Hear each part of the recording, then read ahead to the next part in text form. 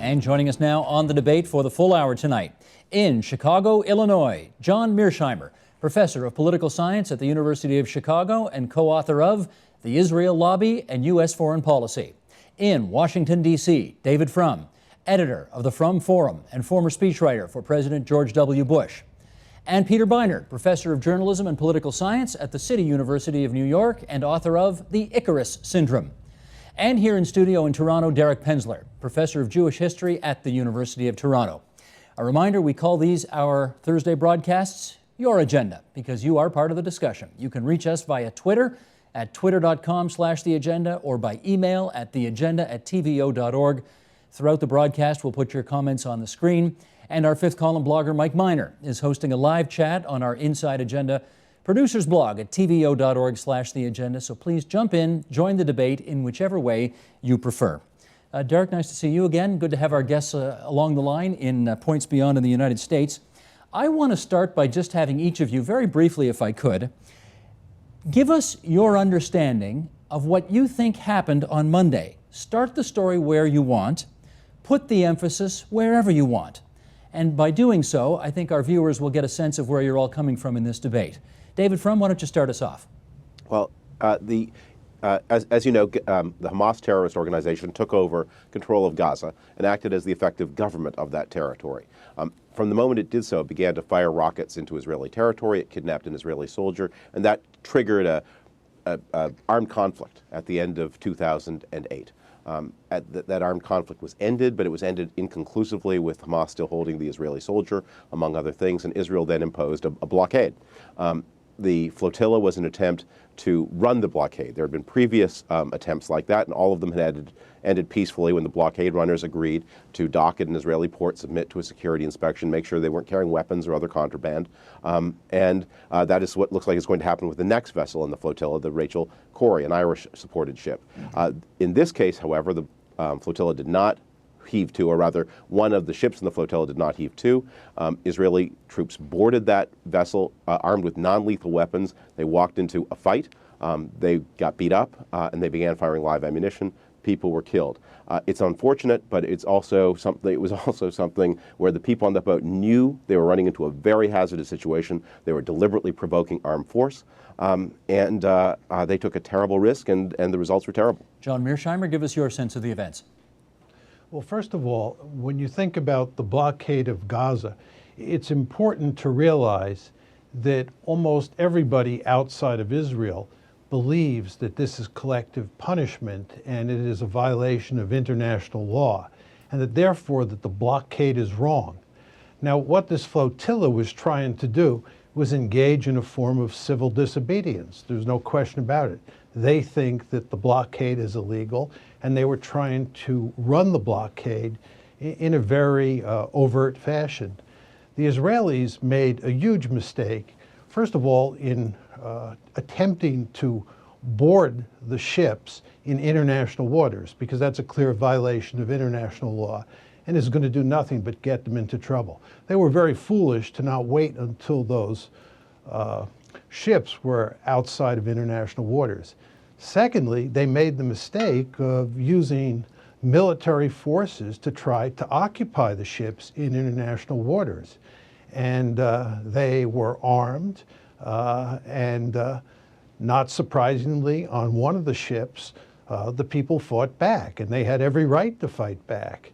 And the end result is that 9 people died, many people were wounded, and Israel ended up with a huge black eye. And I would say, from reading the Israeli press, almost everybody in Israel believes that this was a botched operation, and Israel not only did enormous damage to itself, but it's also throwing into question the whole matter of whether Israel is a strategic asset for the United States. So I think this was a disaster for Israel, and one that they should have had the common sense to see coming and figured out a different way to deal with this problem. Okay, Derek Penslar, your view. Well, I think where you start a story depends, or helps determine where you end it. I'm going to start 6 months ago, something that hasn't come up at all, when the Israelis seized a ship 160 kilometers off the coast of Gaza on the high seas in international waters. It was a ship carrying 200 tons of weapons, most likely from Iran, to Gaza. Now that happened, and the international community made a kind of a brief squawk, but the whole thing blew over. And I think there's a mentality in Israel that just as they were allowed to do that, because they felt that if these weapons got to Gaza, they'd fall into the hands of Hamas and be used against Israel, they have a right to maintain this blockade. They had a right to board this ship. And there is this sense in Israel of a sense that they, although the operation was incorrectly implemented and planned, that they basically had a right to do this. The international community, by and large, seems to disagree. Peter Beinart. Let me start at earlier on than everybody. In January 2006, Israel, after dismantling settlements in Gaza, decided to hold an election. It decided to hold an election in which Hamas was allowed to run. Hamas won that election.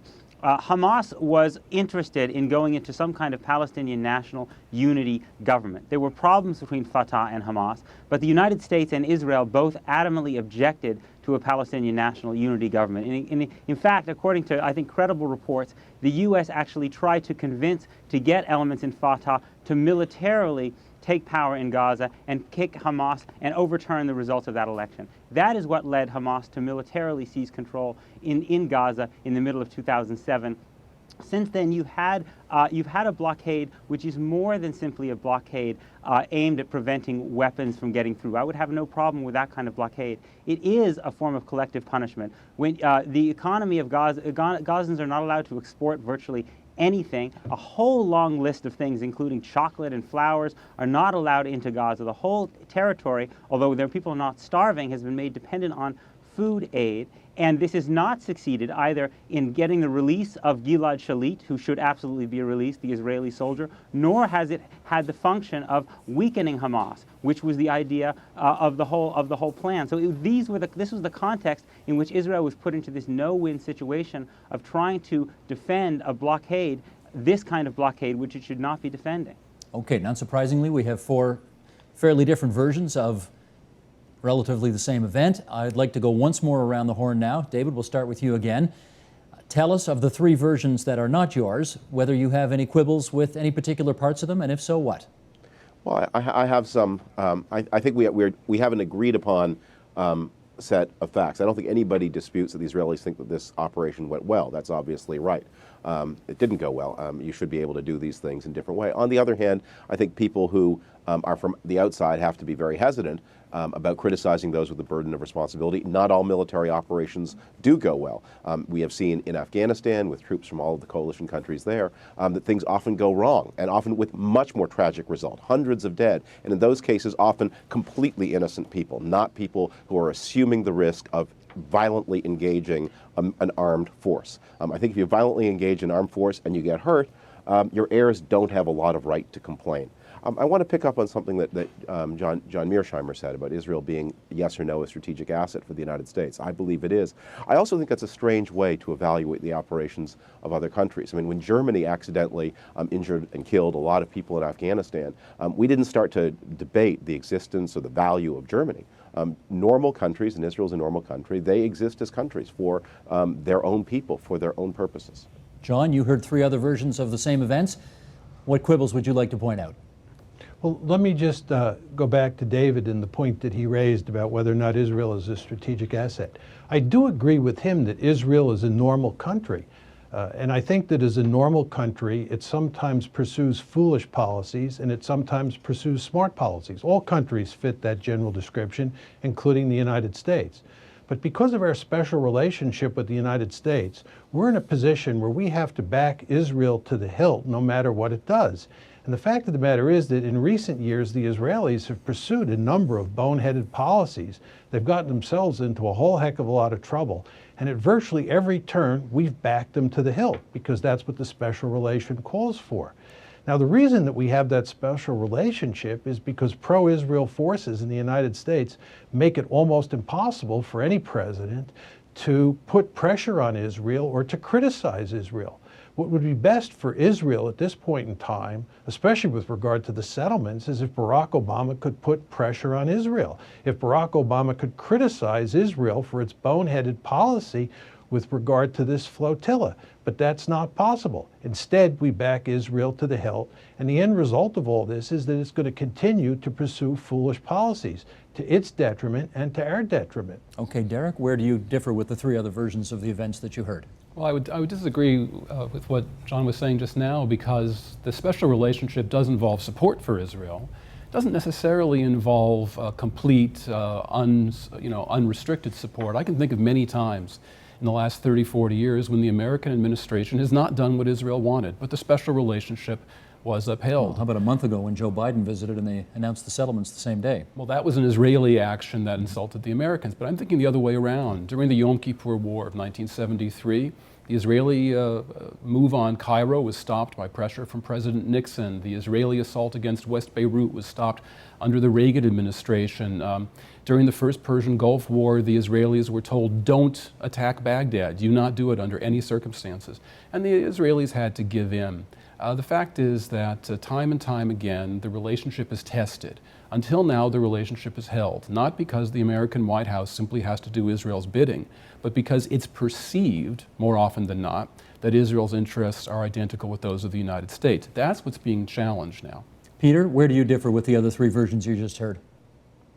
Well, I think the flotilla incident is not as important to me as the larger conversation about the embargo. I mean, I agree with David on 2 points. First, I think the people on that one particular ship seem to have been, they were clearly not nonviolent people. And the Israeli commandos found themselves in a very, very difficult situation. I hope Israel will do the kind of independent investigation, not a military investigation, but an independent investigation where they choose a Supreme Court justice, like they did in Winograd in 2006 and at the beginning of the Second Intifada, that is a kind of proud Israeli tradition. But the issue is really not the incident itself. It is the conditions that created that, and that's the blockade. And that's where I think you're just beginning to get some debate inside the United States about this question of whether this really is a blockade purely meant to prevent Hamas from getting rockets, or whether in fact it is a form of collective punishment to try to convince the Palestinians to turn against Hamas. That, I think, is morally wrong, and it's politically not working. Well, let's follow up on that then. David, there are reports tonight that either a ship or perhaps even ships will try once again to push through that blockade and deliver something, medical supplies, we don't know exactly, but certainly at least medical supplies, to Gaza. Next time this happens, how should Israel respond? Well, we may be reading different reports, but what I read just before I came on the show was a report that indeed there had been a negotiation between the Irish government and the Israeli government, and that the one ship that we're talking about, the one ship that actually exists that departed Malta, will peacefully dock at Ashdod, will submit its goods to security inspection, and they will then be delivered to Gaza. And just to put that in some kind of context, it's important to understand that all of the ships in the flotilla, including the Marmara, which is a big ship, and the Rachel Corrie, the next ship, which is not so big, you add everything those ships were carrying, and that's less than one day's humanitarian relief, less than what arrives in Gaza every 24 hours anyway via Israel. So I think let's hope for more good sense on the part of future people. No one is in the way of humanitarian aid to Gaza if you comply with the rules. It is when this embargo is not about chocolate and it's not about flowers, as Peter said. This is about Hamas trying to pry open the embargo so as to get its hands on weapons, as are now flowing into Hezbollah. And I think in this case, that has been defeated. I think Hamas will find it difficult to find people willing to do this again. And this is, although Israel has suffered, obviously, a great blow here, I think Hamas is actually one of the biggest losers, because this attempt to pry open the embargo has failed. There may be others, but this one has failed. I don't think there will be other boats defying the Israeli Navy on the seas. Peter, you want to come back on that?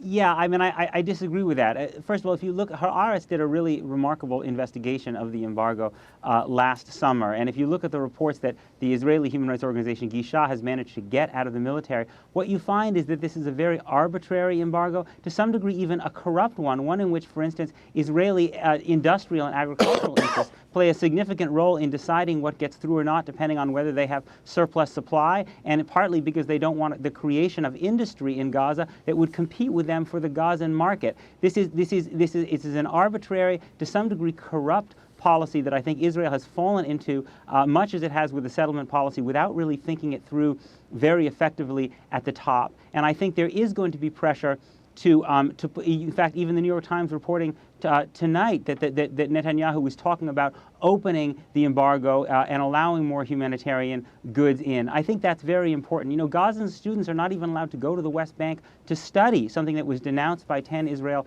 Prize winners. So this embargo is very, very problematic. Maybe a narrower embargo could be acceptable, but over the long term, I think what we should be doing is trying to find a Palestinian national unity government that will commit itself to a ceasefire and be a partner for negotiation with Israel. John, you wanted to add to that?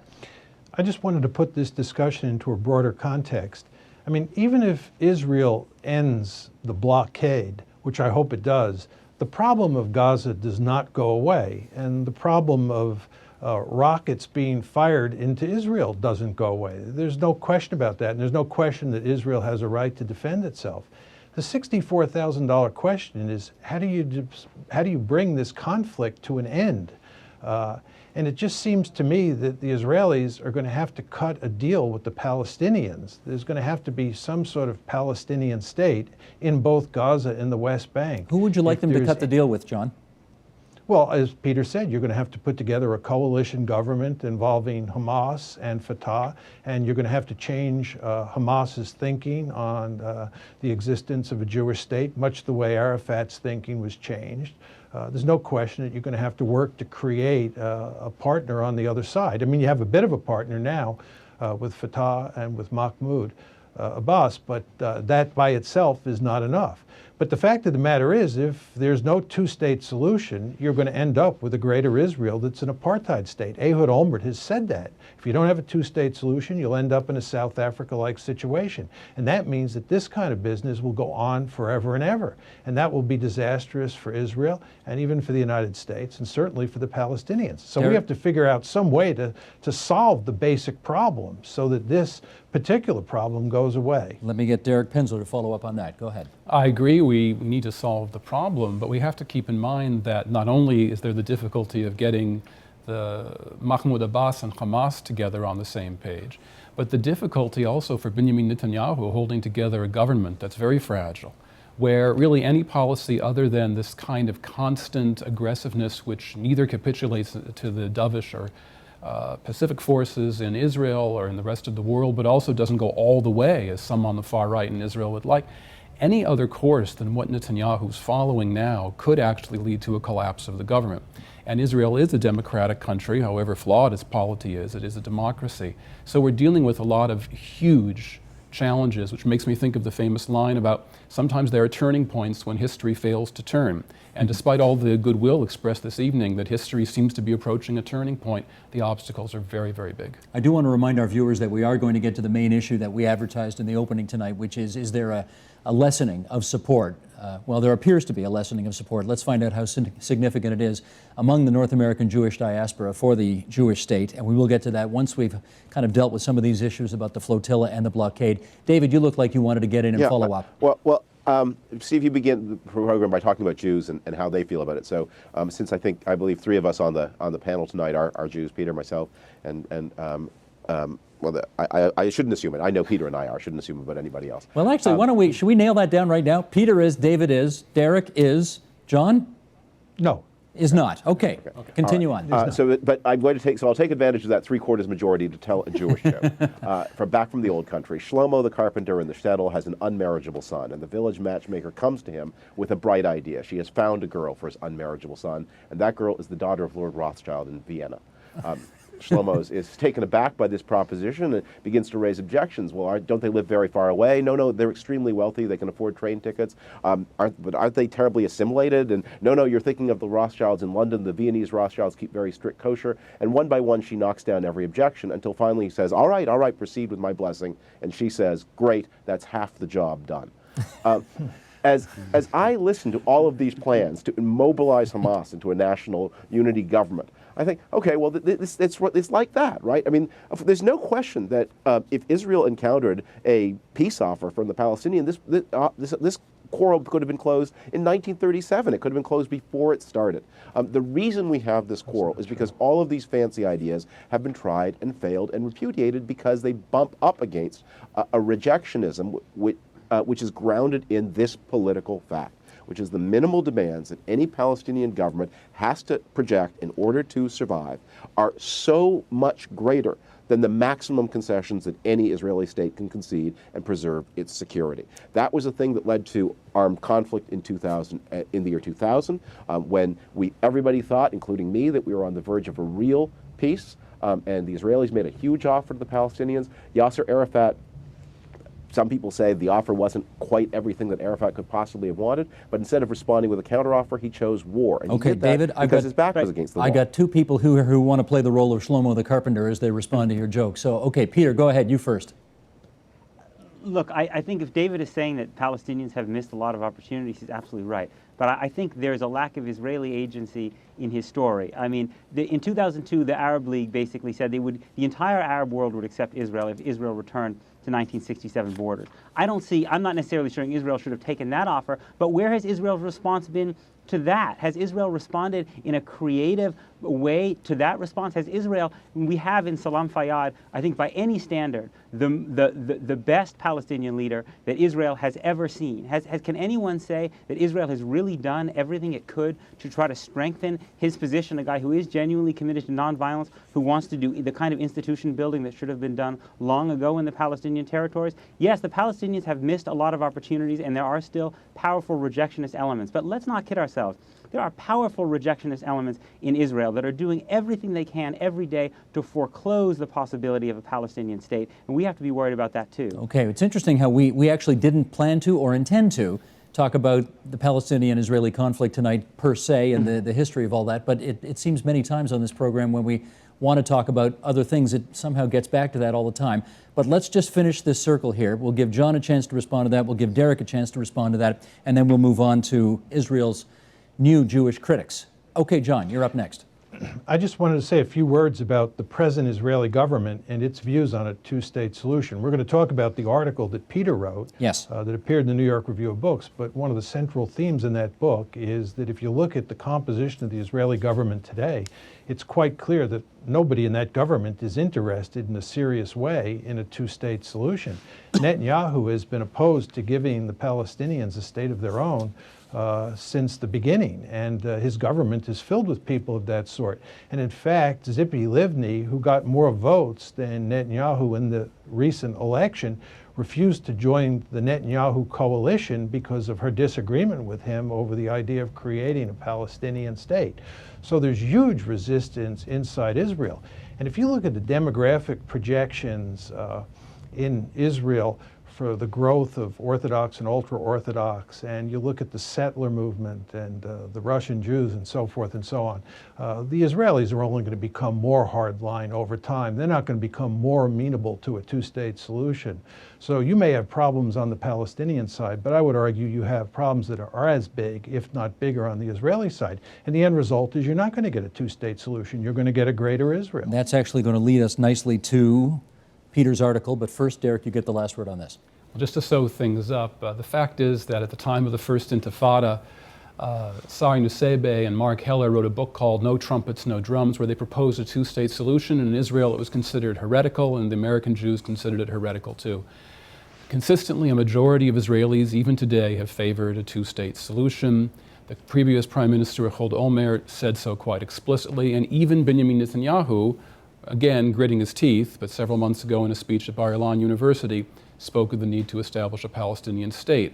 It's not pretty. Negotiations about borders and refugees and other key issues remain. But the fact is there is a consensus in Israel about Palestinian nationhood and national rights, and that consensus did not exist 20 years ago. Okay, having set the table for the discussion that is to come, here is the discussion that is to come. I want to take just about a minute here and go through some of the main headlines that have been on this issue over the last, well, let's even go back about 7 or 8 years right now. And Michael, if you would, we'll bring these headlines up and then we'll start talking at the end of it. New York Review of Books, Tony Judd, 2003, he writes that the Jewish diaspora cannot influence Israeli policy but is being identified with it, meaning that Israel's bad behavior is bad for Jews anywhere and everywhere. Follow up. In 2007, Mearsheimer, one of our guests tonight, and Walt write the Israel Lobby and U.S. Foreign Policy, which argue that a group of American organizations encourages the U.S. government to support the policies of the Israeli government. That's about as benign an interpretation of his book, which was extremely controversial, that I'll put on things. Let's keep going. The Atlantic puts it this way: sick of the Israelis and the Palestinians. So said blogger and author Andrew Sullivan, that he was, quote, sick of the Israelis for their contempt for the interests of their most important ally, their continuation of brutalizing colonization of the West Bank, their shameless ethnic engineering in East Jerusalem, their pulverization of Gaza, and so on and so on and so on. Then we get to February 8th, 2010, Leon Wieseltier in The New Republic, responding to several of Sullivan's posts, saying he was either bigoted or moronically insensitive. And then comes the big piece by Peter Beinart, which I guess was the most significant one of this latest round. May 12, 2010, New York Review of Books, Peter arguing that the Israeli government is both becoming more orthodox religiously and shifting to the right politically, and therefore young American Jews and liberal North American Jews are feeling less and less connected to the Jewish state. Followed up a couple of weeks later by David Frum on the program tonight, replying that liberal American Jews are drifting from Israel because they are substituting wishful thinking for real analysis. Okay, that brings us to tonight. And Peter, let me go back to you because, as I suggested, your piece really was the, I guess, you know, the straw that stirred the drink, I guess, if I can use an old New York Reggie Jackson analogy there. Give us the thesis of your piece, essentially, about what your fears are with Israel becoming more orthodox religiously, more right-wing politically. My fears are that liberal Zionism in the United States, by which I mean a Zionism that loves Israel, not only because it's a Jewish state, but because it's a liberal, democratic Jewish state, is really in dramatic decline. That younger secular American Jews, and most younger American Jews are secular, feel much less attachment to Israel than do their parents and grandparents. That's partly because of assimilation, but it's also very significantly, I think, because the kind of Zionism that is on offer from the organized U.S. Jewish community is a Zionism that says that you should not publicly criticize Israel. And that is simply not a Zionism that is consistent with the liberal values of most, particularly younger American Jews, at a time when the Israeli government is run by people who have such distinctly illiberal and even authoritarian tendencies. David Frum, why do you feel that that somehow misses the boat? I don't think it does. What Peter said, strictly speaking, what he said just now, I don't think that does miss the boat. I am imagining how much, I know Peter pretty well, I can only imagine how much he is squirming in his chair and having his article identified with Tony Judd's and John Mearsheimer's, which are not exactly two high points of recent discourse. I suspect, I mean, I know that Peter is somebody who is committed to the safety and security of Israel, and that I'm not sure can be said of those others. I think, though, where Peter's analysis takes us only so far is to understand that what is going on here is a change in both liberal and conservative America, period. The biggest change, the biggest development in public opinion about Israel over the past decade has been this extraordinary long-term rise in support for Israel and the shrinkage of the undecideds among Americans, period, of all ethnicities. And indeed, in some ways, it is becoming stronger among non-Jewish Americans. A recent poll, a very serious poll by Gallup, which does good work, found that when asked the question, is Barack Obama a good friend of Israel, about half of American Jews said yes. Only about a third of American Catholics said yes, and only about a quarter of American Protestants said yes. Israel is not just a Jewish cause in the United States.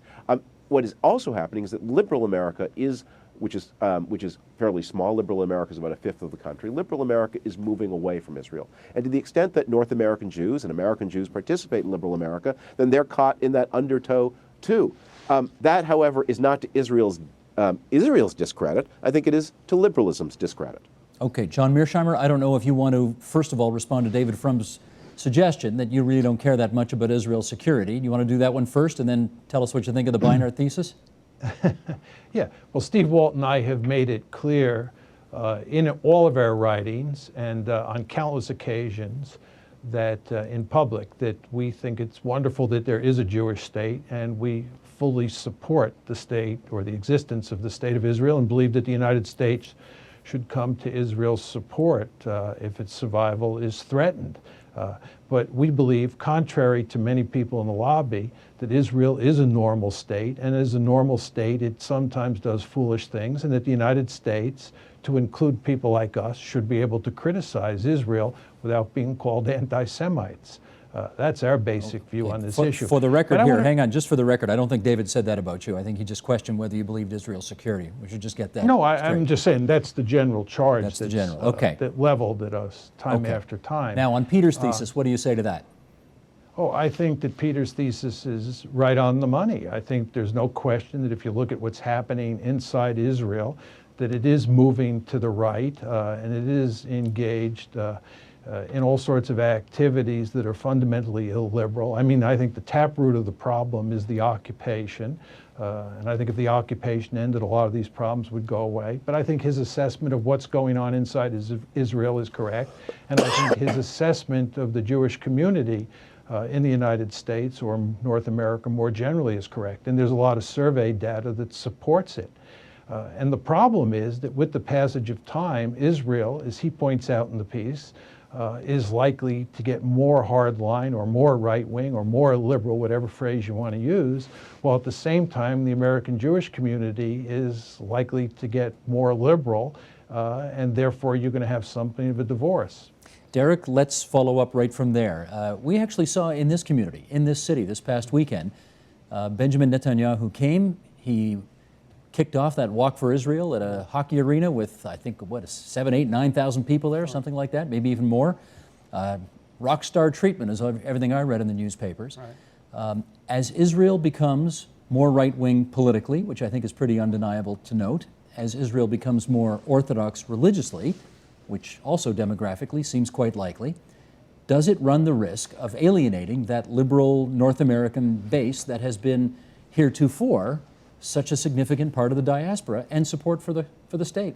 Well, sure, it runs that risk, but not only because of the Arab-Israeli conflict, which is all we've been talking about tonight. There's another huge problem which has to do with religion, that the state of Israel privileges orthodoxy over Reform and conservative Judaism, which the overwhelming majority of North American Jews subscribe to.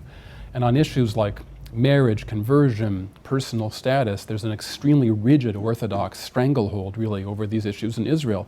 That has caused debates, controversies, dissents between American Jewry and Israel as great as the Arab-Israeli conflict. That's point one. Point two is we can't identify Canadian and American Jewry. Just to give a statistic, only 1/3 of American Jews have been to Israel. 2/3 of Canadian Jews have been to Israel. If you look at every indicator of giving per capita to Israel, the number of young people who go on Israel abroad programs, it's much higher in Canada than in the US. So the gap that Peter points out, which I agree does exist in the US, it's not quite as great, the gap between the Canadian Jewish establishment and the Canadian Jewish rank and file. But it does exist in the United States, and I think it is growing. And if I can just insert a personal comment, I teach Israeli history. I've taught it at Harvard and Columbia, as well as at the University of Toronto. And I've had students who approach me at Harvard, and they said, I'd like to take your course. These are Jewish students, but I'm not going to because I don't want to get into arguments with my friends about Israeli politics. The campus atmosphere is unpleasant, and I would just as soon not get involved. David, I think you need to address that. That's clearly out there where there's a discomfort among way too many young Jewish kids in North America today who have a lot of, maybe unlike our generation or previous generations, who have more Muslim friends for whom this is a real point of departure. What do you say to that?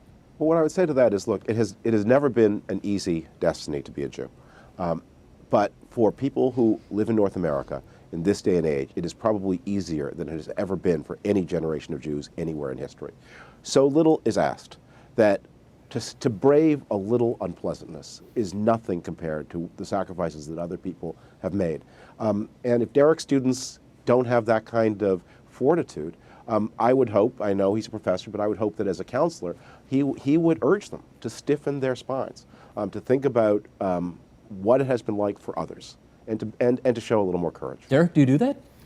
No, I don't talk down to my students. These are adults, and that's not talking down to them. That's talking to the man to man, woman to man to woman. No, I think it is talking down because they make decisions based on their own value system, based on what matters to them. And the fact is, they do have a very legitimate gripe that I also run into quite often. These are young people who do feel attachments to Israel. They care about Israel, and they often feel like they don't have a venue in which they can speak about Israel in a critical way without being accused of being spineless or much worse. And I've run into this on university campuses, both in the United States and in Canada. And this is also something that Peter referred to in his article. Peter, tell me this. Why do you think, what would be the significance of this generation, young people in their high teens, early 20s, becoming disillusioned and or somewhat more disassociated with Israel? Well, I have two fears. I mean, one of which David actually alluded to. It is, again, I am a liberal Zionist, but I want a Zionism that admires and loves Israel, not only because it's a state for Jews, but because it is a liberal democratic Jewish state. And my fear is that many of the evangelical Christians, for instance, who David is referring to, do not adhere to a liberal vision of Zionism. You know, Dick Armey said a few years ago that he would have no problem basically putting the Palestinians in Jordan onto buses and sending them out to the West Bank. That's not my Zionism. And my fear is that as younger liberal American Jews drift away, what you will see, at least in the U.S., maybe in Canada it's a little bit different, is essentially a kind of an alliance between conservative evangelical Christians and Orthodox Jews who are growing in number in the U.S. and tend to, although I have great affection, personal affection and connection to the Orthodox Jewish community, tend to have a much less liberal vision of Zionism. And so that's to me a threat to liberal Zionism. I also think the other threat, if I could just mention, is that if liberal Zionism as a category declines in the United States, partly the result will be disaffection. Partly the result will be more and more people on the U.S. left turning to the idea of a binational state. I myself have been struck since my article by how much more mainstream that position is on the blogs than I had realized, to the degree to which it becomes harder and harder to articulate a liberal Zionism. I think we will have a liberal non-Zionism that I think as a Zionist is really disturbing to me. That binational state, John Mearsheimer, that Peter just referred to, do you think that's where it's going eventually? Is that a solution? Yes, I've recently written on this, and I'm a staunch advocate of a two-state solution. I think a two-state solution is the best alternative for the Palestinians, for the Israelis, and for the United States. But I do not believe that you're going to get a two-state solution. I believe you're going to get a greater Israel. And I think, as Ehud Olmert said, and as Ehud Barak has said now, if that were to happen, that state would be an apartheid state. They have both said that. Just explain, when you say greater Israel, just to explain what you mean by that. A greater Israel would be pre-1967 Israel plus the occupied territories, the West Bank and the Gaza Strip. It would include basically everything between the Jordan River and the Mediterranean. And I think within those confines now, you have about 5.6 million Israeli Jews and about 5.5 million Palestinians. And when you look at the birth rates, it won't be long before you have more Palestinians than Jews in that greater Israel. And that's why so many people believe that that greater Israel will be an apartheid state. And Olmert's point is that that will be the end of the Jewish state because it will be impossible to defend an Israel that is an apartheid state in the West.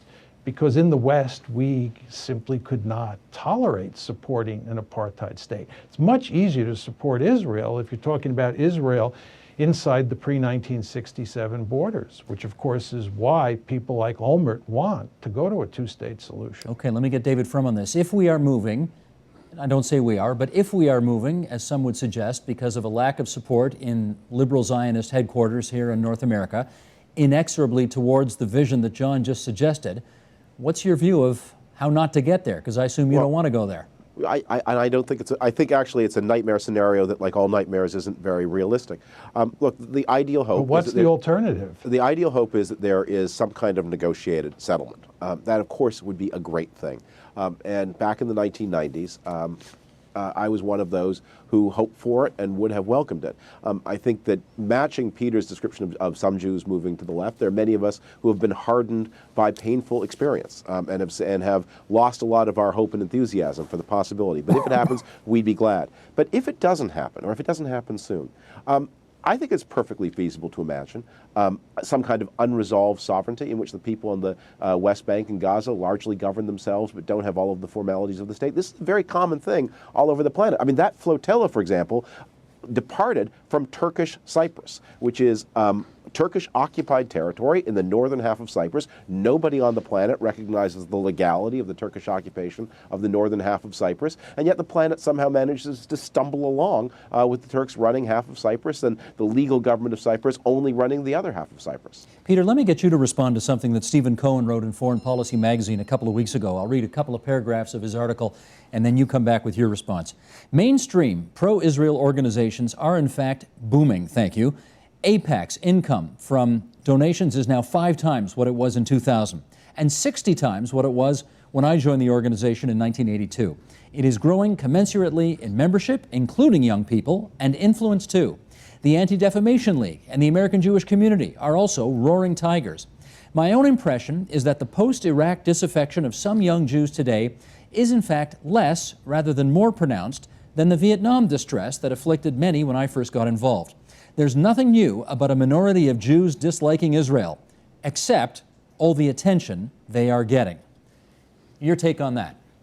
I think, first of all, that was Steve Rosen, I think, if I remember, not Stephen Cohen. Oh, forgive me. Okay. But look, AIPAC is a very well-run and successful organization. But what I'm talking about are longer-term trends about whether you're going to find as many people in the younger generation as there are in their 50s and 60s and 70s. And I think if you look at the work of Stephen Cohen of Hebrew Union College, what you find really clearly is even discounting for life cycle effects in which people might become more committed as they have kids, you're seeing this secular decline amongst non-Orthodox young American Jews. I'm not saying that AIPAC doesn't have any group of younger people to draw from, or the Anti-Defamation League or the American Jewish Committee. My suggestion was their only ranks from which they can draw large numbers in the coming decades will be from within the Orthodox American Jewish community, which is, the American Jewish Committee asked, do you feel very close to Israel? Amongst American Jews, 18 to 40. Amongst non-Orthodox American Jews, it was 16%. Amongst Orthodox American Jews, it was 79%, to give you a sense of the gap. And I think those Orthodox Jews, perhaps in tandem with the evangelical Christians and maybe some Catholics that David was talking about, will move these organizations become more and more essentially like the Lieberman-Netanyahu Shas government. And I think that will mean that will further alienate younger Jews with liberal values. So yes, AIPAC can find younger Jews, but I think they're going to be younger Jews who are really out of step with where the large majority of American Jews are and who don't have the values that I would hope that Zionists would have. Derek? Yeah, I think these remarks by Steve Rosen were very misleading. In what respect? Well, first of all, financially. I mean, okay, so AIPAC is making a lot of money, which is very nice, but the fact is American Jewish donations to Israel are going down consistently year after year. I think the Jewish Agency got something like $120 million last year out of the annual Federation fundraising, maybe half what it had gotten previously. If you look at total American Jewish last year, that might have hit no, but if you look over the long term, over the last 15 years, there's been a steady decline, certainly in the amount of money that American Jewish federations give to Israel, because they're keeping more money for needs at home, which partly reflects economic needs and partly reflects changing attitudes towards Israel on the ground. So part of it is financial. The fact is American Jewish aid to Israel now, not American government aid, but private Jewish aid amounts to less than 1% of Israel's annual budget. The state of Israel doesn't really need it and doesn't notice it. So there is a growing gap between the two communities. And that's also a gap over time. If you look at these statistics that Peter's referring to, it's not just what's happening today. 20 years ago, the level of American Jewish support for Israel was much higher than it is today. The percentage of American Jews who felt the country was very important to them. And that goes beyond changes over age, it's also change over time. David, let me ask you a question a bit out of left field here. What did you find the least surprising thing that took place this past week? Starting with the flotilla, perhaps the reaction to it, what was the least surprising thing to emerge this past week? The least surprising thing was that the new UN Human Rights Council or Commission, I forget what title it gives itself these days, voted 32-3 to condemn Israel, with countries like Syria, Libya, which I think is now on the Commission, leading the way. I mean, just the hypocrisy so rank it would be funny if it were not sad. John, what did you find the least surprising development this week? The fact that Israel's supporters backed Israel down the line, and went to great lengths to tar and feather all of the critics. It was business as usual. Here's a case where Israel goes out and behaves in a boneheaded fashion, and its defenders in the United States are making arguments, many of which are ludicrous, and in my opinion, do damage to them and do damage to Israel. Peter, the least surprising thing this week? Well, gosh, I think David and John have pretty much covered both of what I think is least surprising. Maybe if I could just approach it a slightly different way. Yeah. I think what has been most striking to me is what we have this now enormous chasm in the United States between where intellectual and journalistic commentary is, in which, in fact, there was an enormous amount of criticism of Israel's actions, and where Congress is, where there is still an overwhelming silence about being willing to criticize Israeli policy in almost any circumstance. It's that chasm that I think has really opened up in the past few years in the United States. And I think for me, the big question is, can Congress continue in this way? Or are we going to see the defection of certain important Jewish members of Congress from the position of no public criticism? Peter, may I jump in? That is a little bit like the old joke about storm over channel, continent cut off. It is probably right that Congress, reflecting the opinion of the overwhelming majority of the American public, is once again not in harmony with the opinion as expressed in the blogs and the intellectual journals. I think congressmen bent on re-election, however, will want to pay attention to the 70% of Americans who support Israel. We have not yet had the wave of polling after this from the United States after this incident. I expect that it will show enormous support in the United States for what Israel has done, and that's why Congress is not following the New York Review of Books and the blogs in what is, after all, an election year. Quick comeback, Peter. Go ahead. David is right that most Americans support Israel, but most Americans do not support a position of no public criticism of Israel in the way that Congress does. There is some element of public opinion here, but I'm sure David would agree. There's also a very large element here of political influence that comes from financial donations, in particular, which is not necessarily a reflection of public opinion. Okay. That's true about the way Congress operates on a whole number of things, not just this issue. We got 4 minutes left, and I want to give a minute to each one of you to talk about what you believe Israel has to do to recapture, if you think it wants to, the hearts of that liberal Zionist movement that Peter's been talking about. How do we get those two back together? Derek, do you want to start out on that? That's a big question. I think there are two very different approaches. One has to do with high policy, foreign policy. And you asked what was the least surprising thing that happened this week. It would be that Israel believed that a military option would work. You know, they had their plan, they drew it up quickly, it was a fiasco.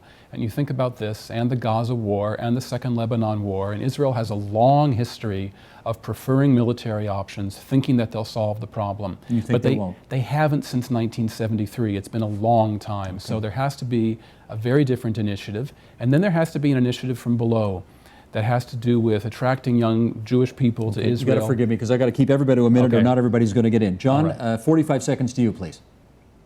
Well, I think that Israel has to do one simple thing to get out of the mess that it's in, and that is to end the occupation. It has to get out of most of the West Bank. It has to get out of Gaza completely and allow Gaza and the West Bank to come together and form a viable Palestinian state and create a peaceful environment in the region between those two states. That's the only hope. If you get a greater Israel, and that greater Israel is an apartheid state, it's going to do enormous damage to Israel. David Frum, what has to happen? Israel must recognize that modern war is PR by other means. It took Israel 12 hours to release the video that proved that all the statements of the defamers were false, and that the Israeli version of events was true. But those videos have to come out not in 12 hours, but in 12 minutes in future. You get the last word, Peter Beinart. I would just say as a modest proposal that I think Israel really needs to start with an independent investigation. Israel has this very proud tradition of independent investigations. I think it needs to reestablish that. And if it does, I think it will show many people in the world that Israel is a liberal democracy that is capable of self-criticism, and it will prompt changes in this government, which I think we desperately need. You think the investigation which they suggested they were prepared to do today gets you where you want to go? No, a military investigation is not in any way the same thing as what they've historically done, which is choose someone from the Supreme Court who's outside, who's invulnerable, who has often leveled scathing criticisms. That is better often than what the U.S. has done in these circumstances. I really hope they return to that. They should have done it after the Gaza war. Okay. I want to thank all of you for coming on the program tonight and having a very civilized and most interesting discussion about one of the most contentious issues that's certainly been in the news the past week and beyond. John Mearsheimer, The Israel Lobby and U.S. Foreign Policy is his book. Thank you for being there, John, for us from Chicago. Peter Beinart, The Icarus Syndrome, in our Washington studios. David Frum, editor of the Frum Forum, in our Washington studios. Derek Penslar from the University of Toronto here in Toronto. Thank you so much, everybody.